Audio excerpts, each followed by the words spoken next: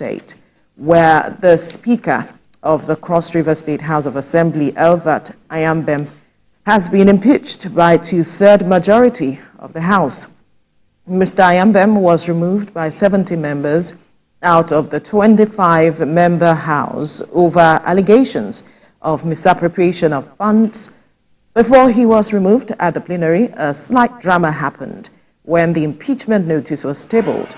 In the notice made available to TVC News, the Speaker was impeached on 4 grounds, bordering on financial misconduct, incompetence, and wrong conduct of preliminary proceedings, non-compliance with the Cross River State Legislature Fund Management Law 2021, and total failure to convene a leadership meeting.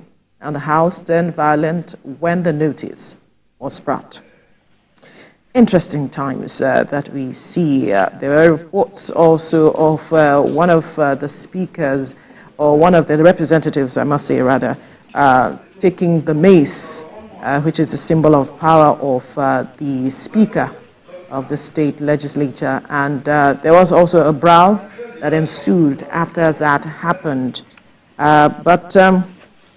To quickly let you know what a vote of no confidence is, it is a formal vote by which members of a legislature or a body similar to that deliberate or indicate rather that they are no longer in support of a leader, and that is what we have seen happen in the Cross River Assembly as it is. There are reports of misappropriation of funds, like we mentioned earlier, incompetence and wrong conduct of plenary proceedings, unparliamentary way of conduct of proceedings, and a number of members of the state legislature, like we saw, appended their signature to that document.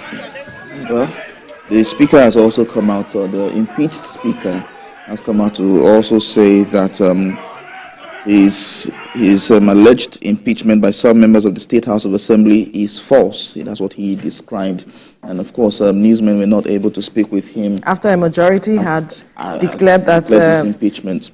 Well, you know how politics can be. When something happens, the other party says no, it's false, and he has said the fact that it was hoodlums that came into the House to disrupt proceedings and all of that. But looking at everything that happened, I think if we our politics needs to grow to we need to grow to the point that if people say they have no confidence in your leadership, just step down.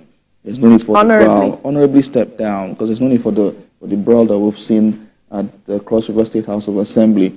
It was quite shocking, and it reminded me of something like that happened at the National Assembly before, and so it just brought that memory back, and how our democracy is growing, but mentally, as individuals, as leaders who are representing people, we haven't seemed to grow to accommodate losses. We just want to win at every point, not knowing that sometimes we win some, we lose some as well. Interesting.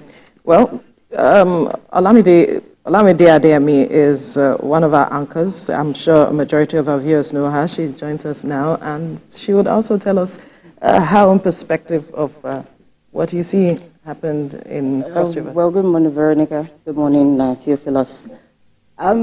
This brings us back to, some of the crises that we have seen in other states, those states. This was the beginning of some of the crises that we saw in those states. Although the Speaker has come out to say that he is still the Speaker, and also I saw on the 7 p.m. news yesterday where the anchor asked the lawmaker representing a particular constituency about the fact that the Chief Press Secretary to that Speaker said it was just a charade.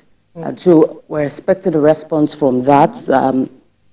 I also think that, according to what Theophilus mentioned, that lawmakers, those we elect, should also be able to accept losses. Recently, this also happened in other nations, and so it's not just an African issue. I saw this in Thailand, where they were jumping at the knees also. So it's not just an African issue. Democracy is growing. Yeah. It's growing, and so I think it's just an individual issue. But just so this does not escalate to something that cannot be controlled like the other crises we are seeing in other states. I think it should be addressed. But if they insist and they have, evidences to prove misappropriation and all the allegations, then this speaker should step down. It's in reaction to what you just said, it's quite easy to say it happened in Nigeria, it has happened somewhere else, like you mentioned Thailand and some other countries too, understandably so. But we should realize that despite the fact that they happen in other countries doesn't make it good here. It doesn't make it, it's bad in itself that you're fighting for maize. I mean, see, maize, like we know and mentioned, is a symbol of authority. Yes, right? Wherever it is, whatever laws is made in that place is binding as far as the maize is. Yes. So definitely. that's the essence. But the reason they are grabbing the maize. But going to this extent, this video, people's fathers, people's uncles behaving and acting this way, it doesn't speak well of a country that's trying to become better in every way, that's trying to ensure that the people reap the dividends of democracy. It just shows, in my own view, selfish interest at play here. Because why would you be impeached, or you say allegedly impeached, and you are gunning for by a majority? By a majority. And you should know the law. You should know the law.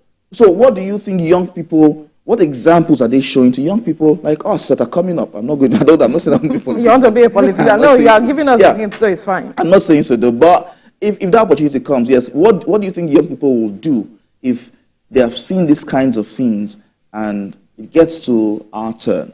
How do you think we will react when we are losing something? These are the kinds of situations that we also see in elections, too. People don't want to lose. The attitude towards... it's not a matter of loss, as far from my own perspective. It's a matter of people saying, we do not trust you to lead us because you haven't shown the needed example. You are not leading us with the kind of example we want. So it behoves on him to take that responsibility, to step aside. If there are investigations that should be carried out, then let it be done so in such a transparent way that everybody knows that this really happened. Yes. And now that we have the majority saying that we do not support your leadership, then, and he is insisting, what is the way forward?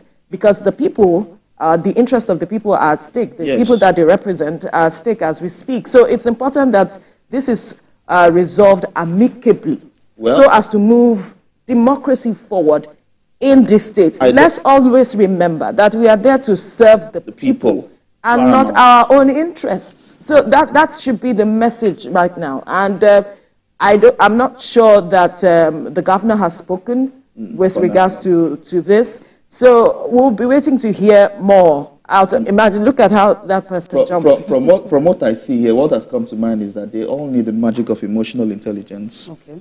Well, the training is working. It's working.